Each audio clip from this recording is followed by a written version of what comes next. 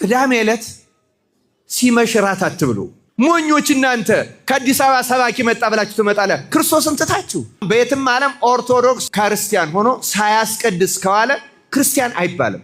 ቅዳሴ ለቅሶ አይደለም። 5 የመስዋዕት ጊዜዎች አሉ። 5 የመስዋዕት ጊዜዎች ቁርባን የሚያደርግባቸው።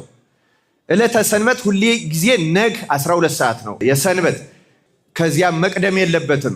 ሊያረፍድ ግን ይችላል። ህዝብ የማይመጣ ከሆነ ሊያረፍድ ይችላል። ምክንያቱም የሚቀደስ ለህዝብ ነው። እንዲያውም ስርዓተ ቅዳሴው ይናገራል። የሚለብስ ዋናውን ቄስ ዲያቆን መኖሩን ህዝብ መኖሩን ቀድመህ እየው ነው የሚለው። ህዝብ ሳይኖር ለማን ይቀድሰዋል? ምክንያቱም ህዝብን ለማስታረቅ ነው እንጂ እንደ ኦፊስ ስራ ገብቶ መውጫ አይደለም ቅዳሴ። አንደኛው ነግ ነው። የመስዋዕት ሰዓት ነግ ነው። ዕለተ እሑድ ነው። ከዕለተ እሑድ ነግ የማይሰዋባት አንድ ቀን አለች። እሷም በዓለ ሃምሳ የጰራቅሊጦስ ናት። ጰራቅሊጦስና ቀዳሚት ሰንበት ሰለስት ነው። ሁለተኛው የመስዋዕት ሰዓት ቀዳሚት ሰንበትና በዓለ ሃምሳ እሑዷን ሰለስት። ቢያንስ 1 ሰዓት ላይ ተገብቶ ቅዳሴው አርፍዶ ይወጣል ማለት ነው። ሶስተኛው የመስዋዕት ጊዜ እንደዚህ በጾም ተሰዓት ነው። 6 ሰዓት ተገብቶ 9 ሰዓት ይወጣል። አራተኛው የቅዳሴው ጊዜ ሰርክ በዓመት 1 ቀን አለች፣ ጸሎተ ሐሙስ 9 ሰዓት ተገብቶ 11 ሰዓት የሚወጣባት። አምስተኛው ሌሊት የሚቀደሱ አሉ፣ ታውቋቸዋላችሁ። ጥምቀት፣ ልደት፣ ትንሣኤ አይደለም እንዴ? እነዚህ 5 የመስዋዕት ጊዜ ነው ያለ። ሰዓታቸው የታወቀ ነው። ስለዚህ የሰንበት ቅዳሴ ነግ ነው የሚለው። ሌሎቹ የውጭ ሀገሮች በሰንበት ክርስቲያን ልንገራችሁ፣ አሁን በየትም ዓለም ኦርቶዶክስ ክርስቲያን ሆኖ ሳያስቀድስ ከዋለ ክርስቲያን አይባልም። ሳያስቀድስ ማለት ቅዳሴው ሳይጀመር ደርሶ ነው የሚያስቀድሰው እንጂ እንደናንተ እንደ ገበያ በመጣችሁበት ጊዜ የሚደረስበት አይደለም። ቅዳሴ ደጋግሜ እናገራለሁ። ቅዳሴ ለቅሶ አይደለም። ለቅሶ ደራሽ የመጀመሪያው ይመጣል፣ ይቀመጣል፣ ይሄዳል። የሁለተኛው ይመጣል። ቅዳሴ እንደዛ አይደለም።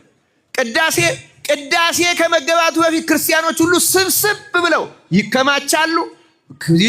ኪዳን አብረው ያደርሳሉ። ከዚያ በኋላ ቅዳሴ ይገባል፣ ይወጣል። ስርዓቱ ይሄ።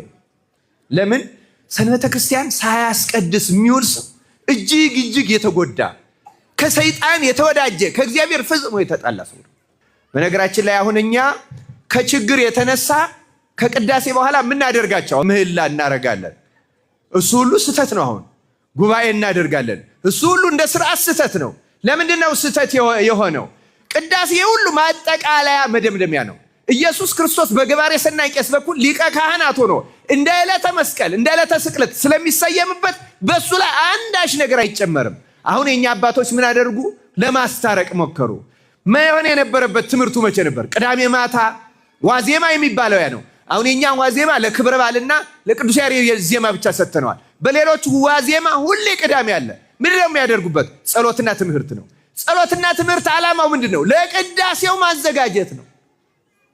የኛ ግን ገጠር ስለሆነ ህዝቡም ስለማይሰበሰብ ወንዝም ስለሚወስደው ቢመጣ አስቸጋሪ ስለሆነ አመቻቹትና ያው በመጣበት ከቅዳሴ በኋላ ለሚቀጥለው ሳምንት እንዲጠቅመው ነው የሚማረው እንጂ ቅዳሜ ነበር። አሁን ግብጾች ያደርጉታል። ማታ 4 ሰዓት ድረስ ቤተክርስቲያን ነው የሚያመሹት። ሰንበት ሳያስቀድስ ክርስቲያን መሆን የሚችለው ፕሮቴስታንት ብቻ ነው። ሲጀመር ቅዳሴም የለውማ፣ የነገ የጧት አምልኮ የለውማ፣ መስዋዕት ቁርባን የለውማ፣ ክህነት የለውማ። እንደዚህ ያለ ኦርቶዶክስ ክርስቲያን የለም። ክርስቲያን እኔ በተለይ ምህላውን አንዳንድ ክርስቲያኖች ምህላው መድረስ ራሱ በቂ እንዳይመስላቸው ፈራለሁ። አባቶች ብታስቡበት ጥሩ ነው። ምክንያቱም ዋናው ቅዳሴው ነው፣ ዋናው ምህላው አይደለም። ያችን 3 ጊዜ እግዚኦ ብሎ ዋናው እንደደረሰ ማሰብ የለበትም። ቅዳሴ ማለት ክርስቶስ በመስቀል ላይ ሆኖ ስለናንተ ራሱ መስዋዕት አድርጎ እያቀረበ እየተፈተተ እየተሰጠ ምሕረት ይቅርታ እየተደረገ ክርስቶስ ቤተ መቅደሳችሁ ላይ ተገኝቶ እንዴት ትቀራላችሁ? ሰው እንዴት ይቀራል? ሞኞች እናንተ ከአዲስ አበባ ሰባኪ መጣ ብላችሁ ትመጣለ ክርስቶስን ትታችሁ።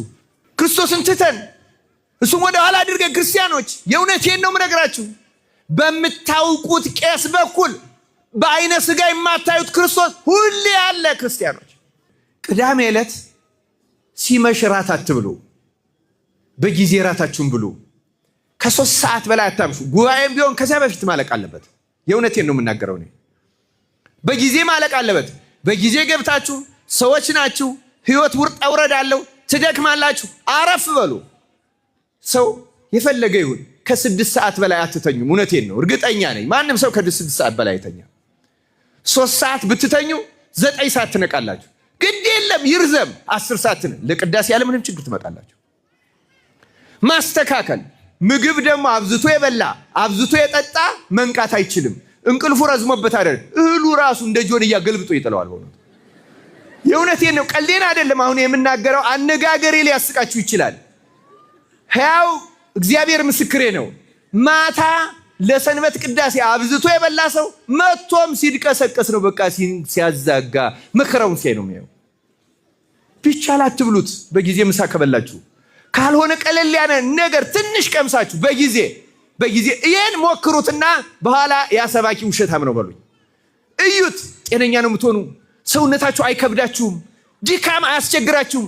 እሸት መስላችሁ ታስቀድሳላችሁ፣ ክርስቶስን ታገኙታላችሁ፣ ትታረቃላችሁ፣ ትባረካላችሁ። ክርስቲያኖች እግዚአብሔር ለሁላችን ማስተዋሉን ያድለን።